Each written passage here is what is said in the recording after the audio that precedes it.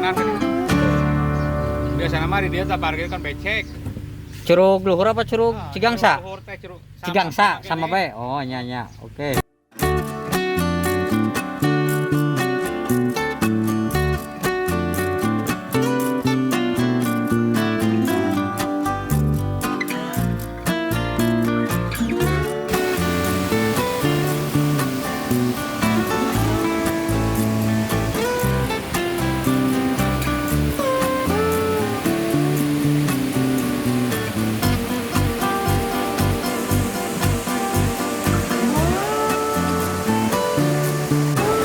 Oke Besti, kali ini kita udah nyampe di Curug Luhur Cigangsa yang ada di Sukabumi. Belakang saya mantap curugnya. Kita cor ke bawah lagi. Tuh.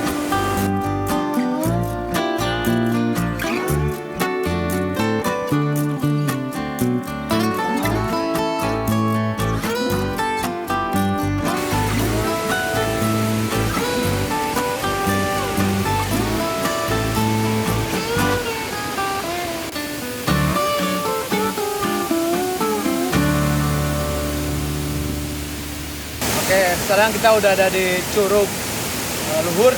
Curug ini dialiri oleh aliran sungai Cigangsa hingga terkenal juga dengan sebutan nama Curug Cigangsa. Ci itu artinya air, Gangsa itu adalah nama orang yang dihormati oleh orang sini zaman dulu. Curug ini indah, megah, dan unik.